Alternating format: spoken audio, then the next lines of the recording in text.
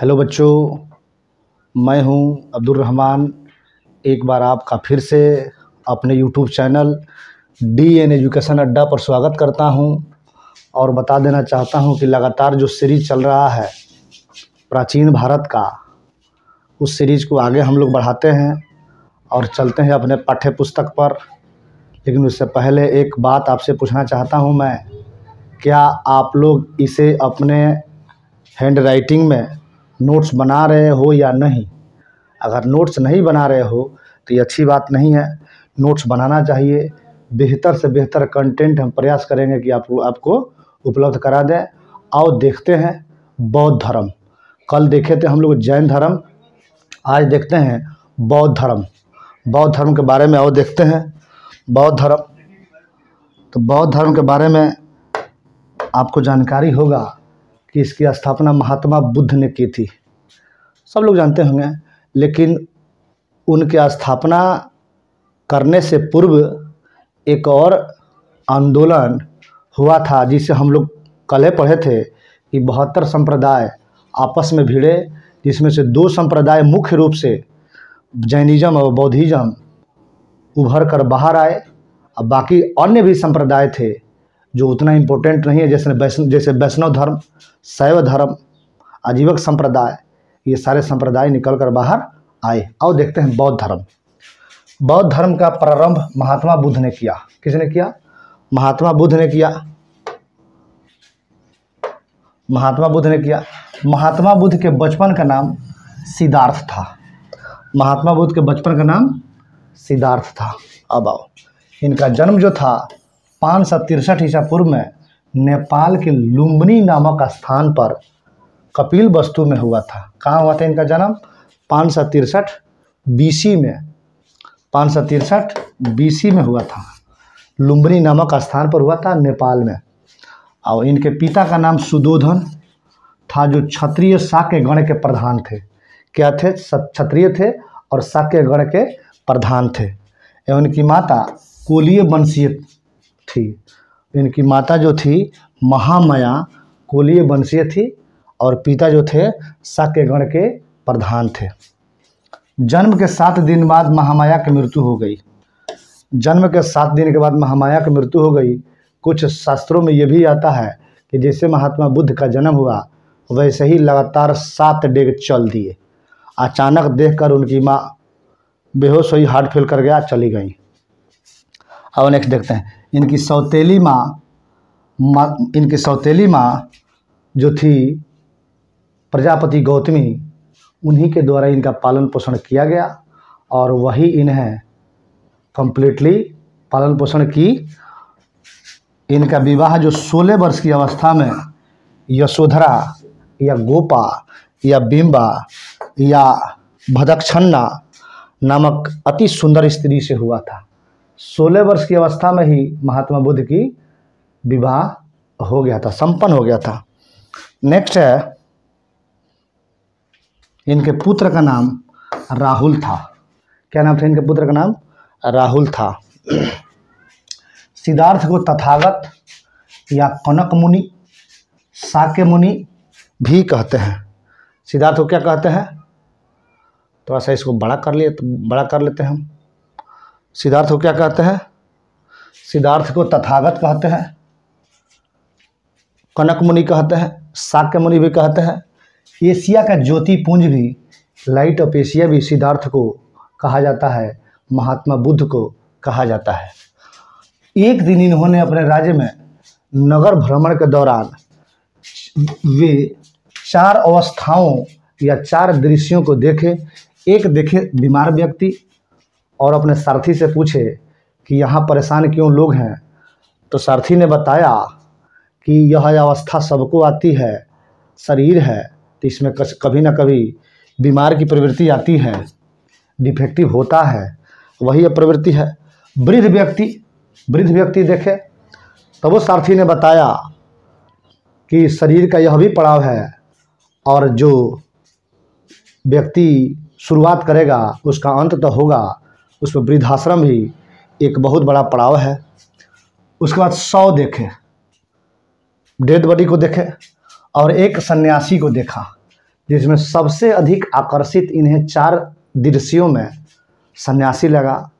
खुश मिजाज एकदम, माने किसी प्रकार का टेंशन नहीं। तब जाकर इन्हें सन्यासी बहुत अच्छा लगा और यही इसी के जीवन को ये अपनाए। एक और तथ्य है इसमें कि इनके समय एक ऋषि थे जिनका नाम था कालदेव। कालदेव ऋषि थे और इनके पिता जो थे सुदोधन अपने शाक्य गण में थे। उसी समय ऋषि का श्राप था कि इस गण में एक बालक होगा, या तो सन्यासी होगा और नहीं तो चक्रवर्ती होगा। चक्रवर्ती मतलब होता है राजा।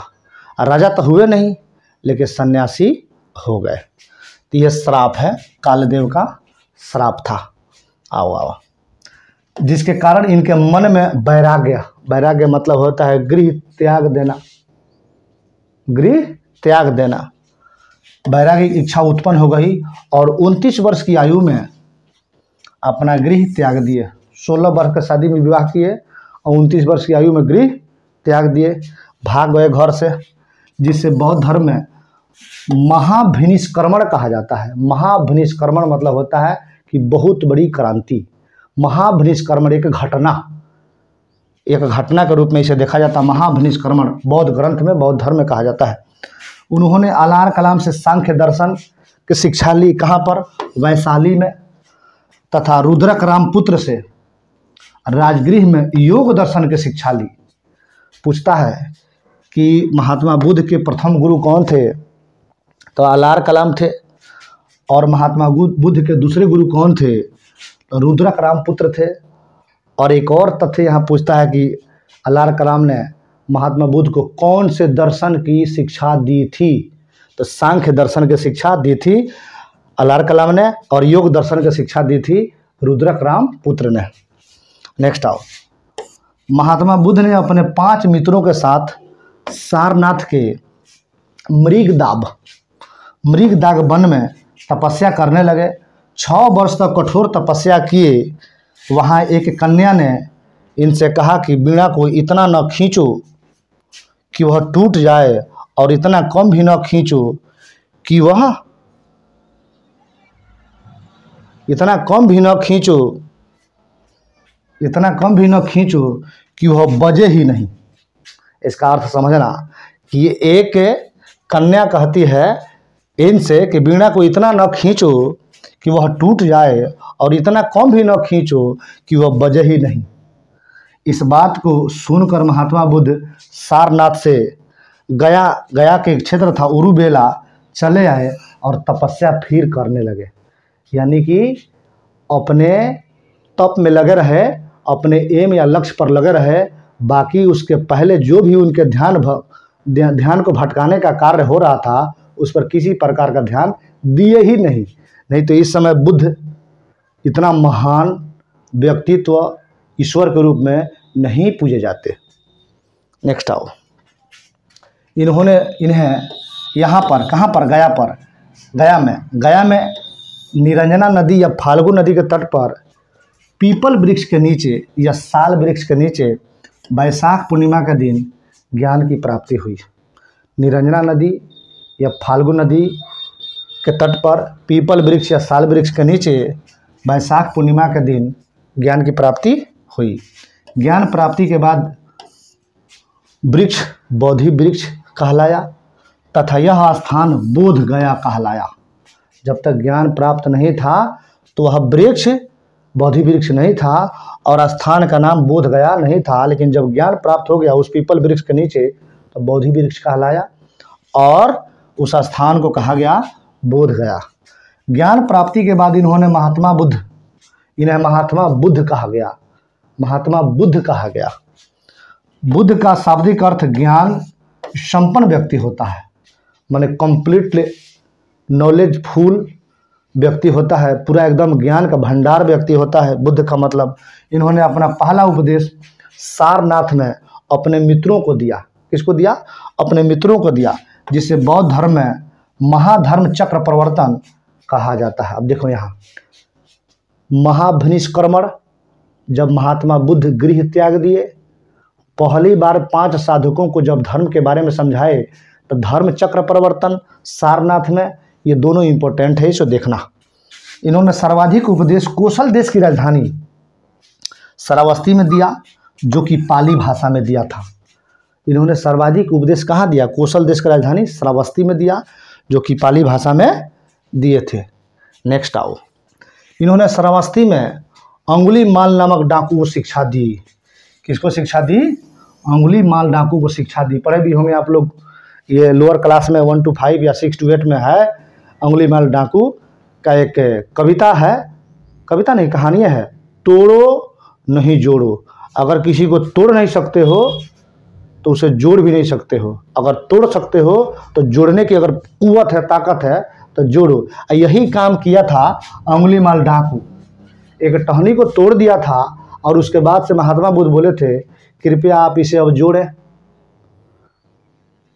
तो जोड़ा नहीं और इनका 1000वां शिष्य बन गया। ये किनका? महात्मा बुद्ध का 1000वां शिष्य अंगुलीमाल डाकू बन गया। तब तक बौद्ध धर्म धीरे धीरे प्रचार प्रसार की ओर अग्रसर हो रहा था।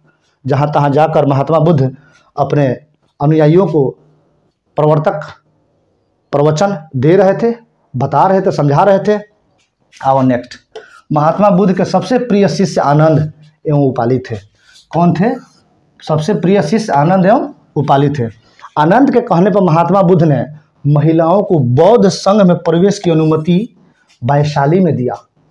इससे पहले बौद्ध संघ में महिलाओं की अनुमति नहीं थी, लेकिन उनके प्रिय शिष्य आनंद जो थे वह उनके कहने पर महात्मा बुद्ध ने महिलाओं को बौद्ध संघ में शामिल करने के अनुमति वैशाली में दिए।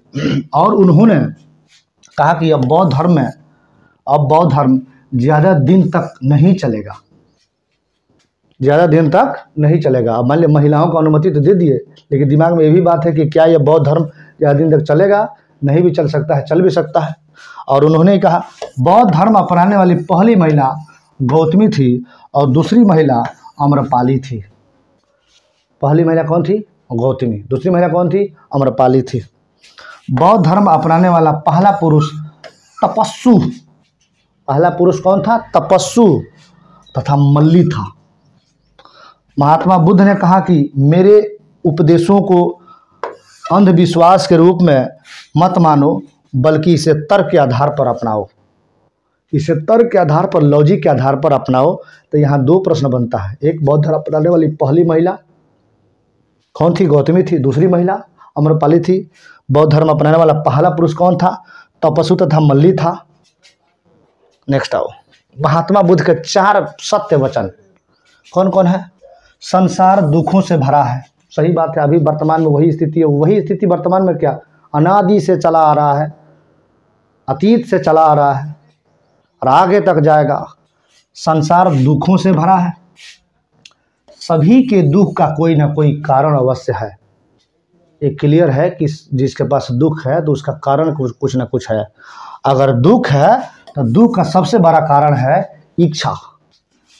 इनका कथन है कि इच्छा को त्याग दो, इच्छा को त्याग दो, दुख नहीं होगा। इच्छा को त्याग दो, दुख नहीं होगा। लेकिन सबसे बड़ा कारण ये बताते हैं दुख का, इच्छा, डिजायर। इच्छा पर नियंत्रण पाया जा सकता है। सही बात है, इच्छा पर नियंत्रण पाया जा सकता है। और जब इच्छा पर नियंत्रण पाया जा सकता है तब फिर भैया दुख काहे के होए? दुख तो होगा नहीं। जब इच्छा पर नियंत्रण पा लेंगे हम, दुख की तो बातें नहीं होगी। तब जीवन ऑटोमेटिक सफल हो जाएगा। इच्छा का शाब्दिक अर्थ होता है एक दूसरे की आवश्यकता। जब तक आवश्यकता है आपके पास तब आप हमसे जुड़े हैं, हमको आवश्यकता है तो आपसे जुड़े हैं। फिर जॉब आपका हो जाएगा तो आपकी भी कुछ आवश्यकताएं होंगी, तो धीरे धीरे धीरे आवश्यकताएं बढ़ती जाएंगी, इच्छाएं बढ़ती जाएंगी। इसलिए महात्मा बुद्ध ने कहा है कि इच्छा पर नियंत्रण पाया जा सकता है, इच्छा को त्याग दो। महात्मा बुद्ध ने इच्छा पर नियंत्रण पाने के लिए अष्टांगिक मार्ग बताया। अष्टांगिक 8 मार्ग, अष्टांगिक मार्ग, और मध्यम मार्ग बीच का रास्ता निकाला। मध्यम मार्ग प्रतिपदा बौद्ध धर्म का महत्वपूर्ण कथन है। मध्यम मार्ग अपनाओ, बुद्ध के शरण में जाओ, मध्यम मार्ग प्रतिपदा। और कहा कि व्यक्ति की इच्छा इतनी बड़ी होनी चाहिए कि वह पूरी नहीं हो सके, और इच्छा इतनी भी छोटी नहीं होनी चाहिए कि पूरा होने पर संतुष्टि न हो। वही बीच का रास्ता, ना यूपीएससी, ना आईएएस, ना एकदम एसएससी, बीच वाला बीपीएससी। क्लियर? बीच वाला बीपीएससी। अब नेक्स्ट आओ, आगे देखते हैं।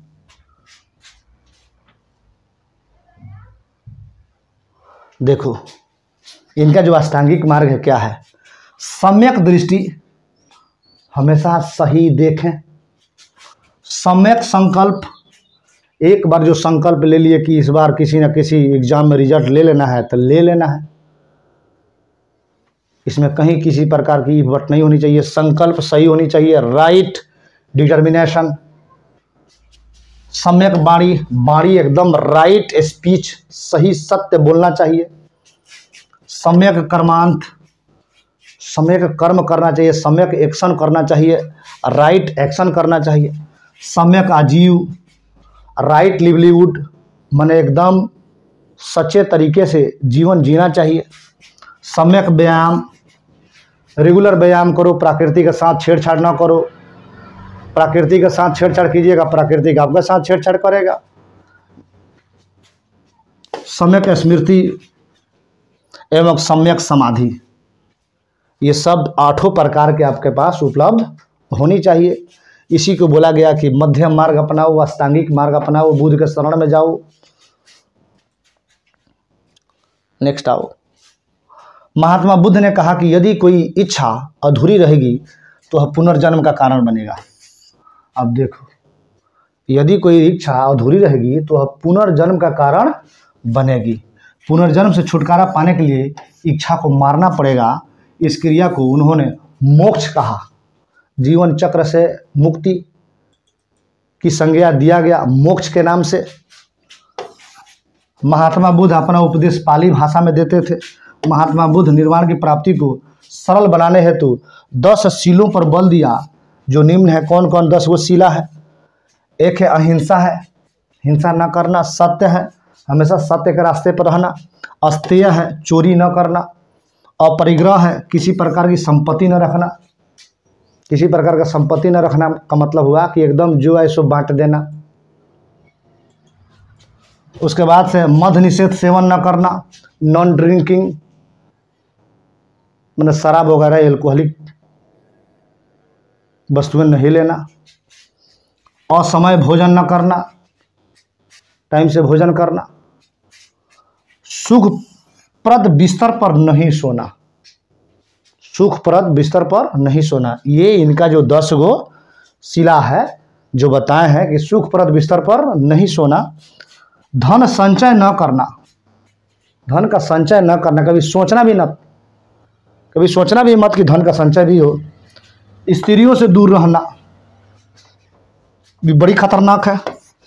धन का संचय न करना और स्त्रियों से दूर रहना, उससे बढ़िया है कि हिमालय का तराई अपना लेना। अकेले गुफा में रहकर ऊपर वाले से संवाद करते रहना।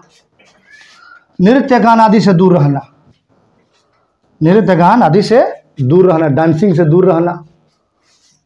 कंप्लीटली तब आपको मोक्ष की प्राप्ति हो जाएगी और आप हमेशा के लिए ऊपर वाले के नज़र में सबसे बड़े हीरो हो जाएंगे और मोक्ष की प्राप्ति हो जाएगी, निर्माण आपका हो जाएगा, कल्याण भी हो जाएगा। बौद्ध धर्म के 3 प्रमुख सिद्धांत त्रिरत्न कहे जाते थे। एक था बुद्ध, एक था संघ और एक था धम्म। अब देखिए, महात्मा बुद्ध का सबसे पहले शिक्षा का संकलन त्रिपिटक में किया गया है। इनके शिक्षाओं का संकलन त्रिपिटक में किया गया है। बौद्ध धर्म का त्रिपिटक, एक था विनय पिटक, दूसरा सूत पिटक, तीसरा अभिधम्म पिटक। अब देखो, त्रिपिटक का अर्थ होता है ज्ञान भरा टोकरी, या ज्ञान भरा टोकरी, माने वही ज्ञान भरा टोकरी होता है। त्रिपिटक श्रीलंका में सिंहली भाषा में लिखा गया है। किस में लिखा गया है? श्रीलंका में सिंहली भाषा में लिखा गया है। अब देखो, बौद्ध साहित्य, इन ग्रंथों का संबंध बौद्ध धर्म से है। जाहिर सी बात है, बौद्ध साहित्य है तो बौद्ध धर्म से ही होगा। बौद्ध साहित्य पाली भाषा में मिले हैं, जातक ग्रंथ में महात्मा बुद्ध के पुनर्जन्म की 200 कहानियां हैं। जातक कथा में महात्मा बुद्ध के पुनर्जन्म की 200 कहानियां हैं। ललित विस्तार में महात्मा बुद्ध की पूरी जीवनी है। पूछता है कि ललित विस्तार किस धर्म से संबंधित है। अंगुत्तर निकाय में 16 महाजनपदों की चर्चा है। ये अंगुत्तर निकाय भगवती सूत्र में 16 महाजनपदों की चर्चा है। पाणिनि के अष्टाध्यायी में 22 महाजनपदों की चर्चा है। बौद्ध धर्म की सबसे पवित्र पुस्तक त्रिपिटक है, जो 3 पुस्तकों का समूह है। त्रिपिटक है, 3 पुस्तकों का समूह है। पहला क्या है? सुत्त पिटक। यह सबसे बड़ा पिटक है। इसे बौद्ध धर्म का इनसाइक्लोपीडिया कहा जाता है। किसको? सुत्त पिटक को। विनय पिटक क्या है? यह सबसे छोटा पिटक है। इसमें बौद्ध धर्म के प्रवेश की चर्चा है। याद करना, ये प्रवेश की चर्चा किसमें है? इनसाइक्लोपीडिया किसे कहा जाता है? अगला है अभिधम्म पिटक। इसमें महात्मा बुद्ध के दार्शनिक विचारों की चर्चा है। अभिधम्म पिटक में दार्शनिक विचारों की चर्चा है। विनय पिटक में सबसे छोटा पिटक है। इसमें बौद्ध धर्म के प्रवेश के बारे में चर्चा है। सुत्त पिटक को इनसाइक्लोपीडिया ऑफ बौद्धिज्म, बुद्ध के इनसाइक्लोपीडिया के रूप में जाना जाता है इसे। नेक्स्ट आओ। बौद्ध धर्म का रामायण और शेषों की पुस्तक बुद्ध चरितम को माना जाता है। बौद्ध धर्म का रामायण अश्वघोष की पुस्तक, माने बौद्ध धर्म का रामायण अश्वघोष की पुस्तक बुद्ध चरितम को माना जाता है। बौद्ध धर्म में प्रवेश की न्यूनतम आयु 15 वर्ष थी। बुद्ध अपने जीवन काल में ही संघ का प्रमुख देवदत्त को बनाना चाहते थे। महात्मा बुद्ध ने अंतिम उपदेश कुशीनगर में सुभद्र को दिया था। पूछता है कि महात्मा बुद्ध ने अंतिम उपदेश कहाँ दिया था? तो सुभद्र को दिया था। कहाँ पर? कुशीनगर में। महात्मा बुद्ध उपदेश देते हुए पावापुरी पहुंच गए, जहां एक जैन भिक्षु चंद्र ने इन्हें शुकरमास जहरीली मशरूम खिला दिया। महात्मा बुद्ध की तबीयत बिगड़ने लगी और उन्हें डायरिया हो गया। लग रहा कि अब जाएंगे।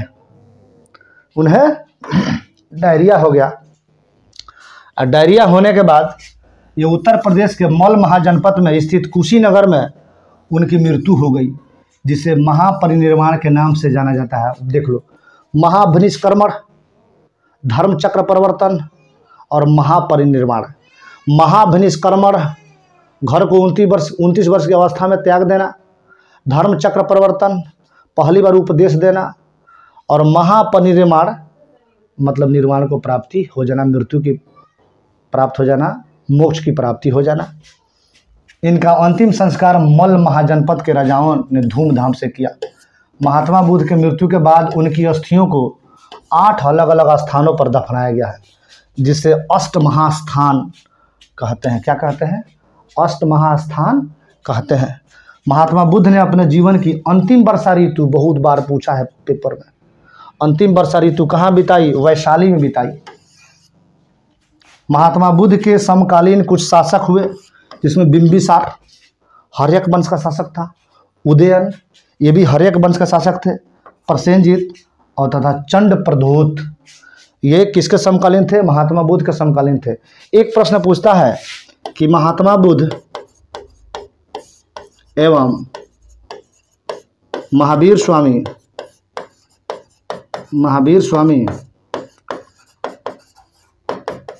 के समकालीन शासक कौन थे? या बौद्धिज्म या जैनिज्म का समकालीन राजवंश कौन था? तो राजा थे बिंबिसार। कौन थे? बिंबिसार। किस वंश के थे? ये हर्यक वंश के थे। किस वंश के थे? हर्यक वंश के थे। ये भी बात दिमाग में रखना, नोट में कहीं लिख लेना। आओ, महात्मा बुद्ध की मृत्यु 483 ईसा पूर्व में हुई। जन्म बतेबे की है 563 में, मृत्यु 483 में, लगभग 80 वर्ष की अवस्था में। और इनके मृत्यु के बाद बौद्ध धर्म के प्रचार के लिए 4 बौद्ध संगतियों का आयोजन किया गया। 4 बौद्ध संगतियों का आयोजन किया गया। अब देखो यहाँ पहला संगति कहाँ किया गया? 483 BC में। कहाँ पर? राजगीर में। राजा कौन थे? अजातशत्रु। पुरोहित कौन थे? माना किसे गया था? महाकश्यप को। अब देखो 383 में दूसरा बौद्ध संगति कहाँ हुआ था? वैशाली में। राजा कौन थे? कालाशोक, शिशुनाग वंश के राजा थे। पुरोहित कौन थे? सबा कामिर, या सबा कामी भी कहीं कहीं देता है। तीसरा जो हुआ था 255 BC में, कहाँ हुआ था? पाटलिपुत्र। राजा कौन थे? अशोक। पुरोहित कौन थे? मोगलीपुत्र तीस। कौन थे? मोगलीपुत्र तीस। चतुर्थ और अंतिम हुआ था प्रथम शताब्दी 72 ईस्वी। 72 ईस्वी में कुंडलबल में। कहाँ? कुंडलबल में, कश्मीर में। राजा कौन थे? कनिष्क, जिसे द्वितीय अशोक भी कहा जाता है। इस समय वसुमित्र अध्यक्ष थे और अश्वघोष उपाध्यक्ष थे। ये कहीं कहीं देता है 98 AD या प्रथम शताब्दी। प्रथम शताब्दी। चतुर्थ बौद्ध संगति। क्लियर? 4 गो बौद्ध संगतियाँ हुआ, राजगीर, वैशाली, पाटलिपुत्र और कुंडलबल, कश्मीर। राजा जो हुआ स्थान कहाँ का हुआ? बतेबे कि अभी। राजा कौन थे? अजातशत्रु, कालाशोक, अशोक और कनिष्क। पुरोहित कौन कौन थे? महाकश्यप, सबाकामी, मोगलीपुत्र तीस और अध्यक्ष थे वसुमित्र और उपाध्यक्ष थे अश्वघोष। नेक्स्ट आओ। चौथी बौद्ध संगति के बाद बौद्ध धर्म 2 भागों में बंट गया। जैसे चौथी बौद्ध संगति हुई उसके बाद बौद्ध धर्म 2 भागों में बंट गया। कौन कौन भाग था भाई? एक बंट गया हीनयान और दूसरा बंट गया महायान। ये 2 भागों में बंट गया। एक बंट गया हीनयान और दूसरा बंट गया महायान। अब देखो महायान आगे जाकर वज्रयान शाखा में टूट गया।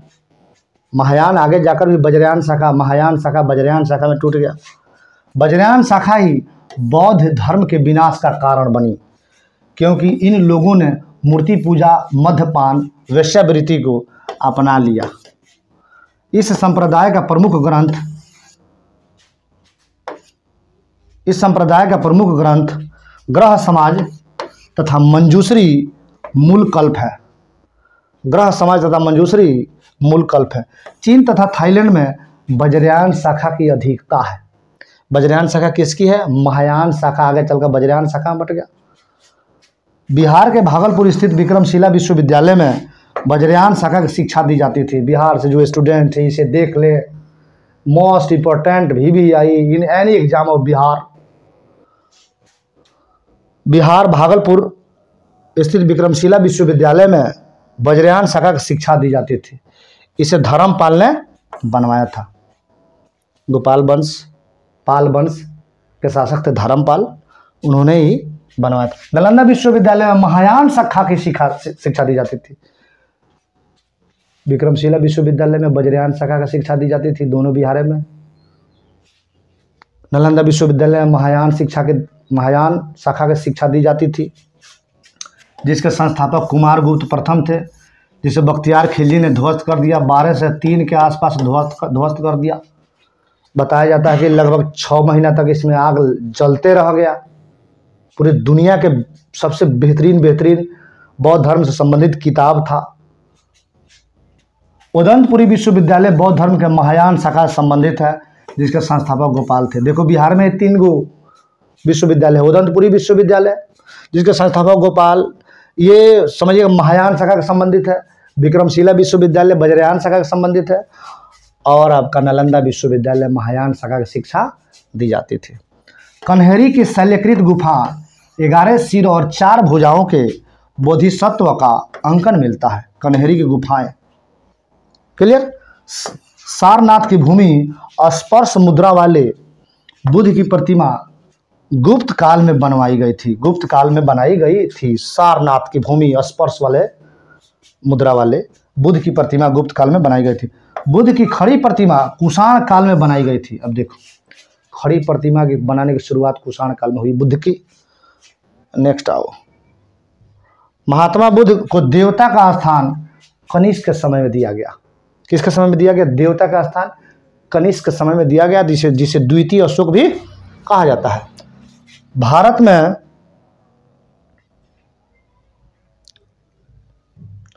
भारत में सबसे पहले जिस मानव प्रतिमा की पूजा किया गया वह बुद्ध की प्रतिमा थी। इसी के साथ मूर्ति पूजा की नींव रखी गई। कितना बड़ा बात है। पहला पूजनीय जो प्रतिमा थी, बुद्ध की प्रतिमा थी, इसी के साथ मूर्ति पूजा की नींव भारत में रखी गई। बुद्ध की 80 फुट की प्रतिमा जो बोध गया में है, उसे जापानियों द्वारा निर्मित किया गया है। 30 फीट ऊंचा और 10 फीट लंबा गौतम बुद्ध का शयन मुद्रा में मूर्ति बोध गया में बन रहा है। अभी ये करंट में आ जाएगा, इतना में बन रहा है। बुद्ध की प्रथम मूर्ति शैली मथुरा शैली में थी। बुद्ध का सर्वाधिक मूर्ति गांधार शैली में मिला है। देखो यहाँ 2 क्वेश्चन है। बुद्ध की प्रथम मूर्ति मथुरा शैली में, अब बुद्ध की सर्वाधिक मूर्ति गांधार शैली में प्राप्त हुआ है। धार्मिक जुलूस का प्रारंभ बौद्ध धर्म से हुआ है। भारत तथा एशिया का सबसे बड़ा मठ तवांग मठ अरुणाचल प्रदेश में है। एशिया का सबसे बड़ा बौद्धों का मठ तवांग मठ कहाँ है? अरुणाचल प्रदेश में है। जो विश्व का दूसरा सबसे बड़ा बौद्ध मठ,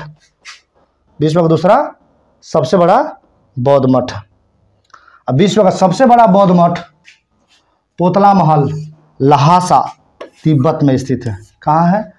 पोतला महल लहासा तिब्बत में स्थित है। दूसरा कहाँ है? तवांग मठ अरुणाचल प्रदेश। और नेक्स्ट देखते हैं।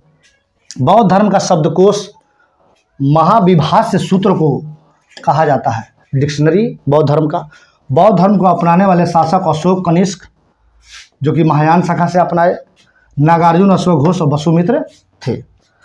अशोक बौद्ध धर्म के प्रचार प्रसार के लिए अपने पुत्र महेंद्र और पुत्री संघमित्रा को श्रीलंका भेजे थे। और बौद्ध धर्म से जुड़े कुछ चिन्ह, अब देखो, गर्भ में आने का संकेत है हाथी, जन्म कमल, गृह त्याग घोड़ा, इसको बोला गया क्या? महाभिनिष्क्रमण। अब देखो, युवा अवस्था साढ़, ज्ञान प्राप्ति पीपल या बौद्ध वृक्ष। प्रथम उपदेश कहाँ दिए? इसका संकेत है चक्र, धर्म चक्र प्रवर्तन, समृद्धि शेर, निर्वाण पद चिन्ह, मृत्यु स्तूप महापरिनिर्वाण। एक नोट लिख लेना, महात्मा बुद्ध का जन्म, ज्ञान प्राप्ति तथा मृत्यु वैशाख अप्रैल महीने में पूर्णिमा के दिन ही हुई। वैशाख पूर्णिमा को बुद्ध पूर्णिमा भी कहा जाता है। नेक्स्ट आओ। बौद्ध धर्म तथा जैन धर्म में समानता। दोनों ने मोक्ष प्राप्ति तथा पुनर्जन्म में विश्वास किया। दोनों ने मोक्ष प्राप्ति के लिए उपदेश दिए, बताए और पुनर्जन्म में विश्वास किए। दोनों ने मूर्ति पूजा तथा भगवान के अस्तित्व का विरोध किया। दोनों ने कर्मकांड का विरोध किया। दोनों ही हिंदू धर्म से टूटे थे या सनातन धर्म से टूटे थे। नेक्स्ट आओ। बौद्ध धर्म तथा जैन धर्म में अंतर क्या हुआ? वो तो समानता था, अब अंतर क्या हुआ? जैन धर्म ने पुनर्जन्म का कारण आत्मा को बताया, जबकि बौद्ध धर्म ने इच्छा को बताया। एक आत्मा को बताया, दूसरा इच्छा को बताया। जैन धर्म मोक्ष प्राप्ति के लिए संलेखना विधि अपनाया, जबकि बौद्ध धर्म मोक्ष प्राप्ति के लिए अष्टांगिक मार्ग अपनाया। जैन धर्म में ज्ञान प्राप्तियों को केवल्य कहा गया, जबकि बौद्ध धर्म में मोक्ष कहा गया। ये रहा बौद्ध धर्म से संबंधित महत्वपूर्ण तथ्य, और आपको अगले वीडियो में हम फिर से मिलते हैं। तब तक के लिए धन्यवाद। Thank you.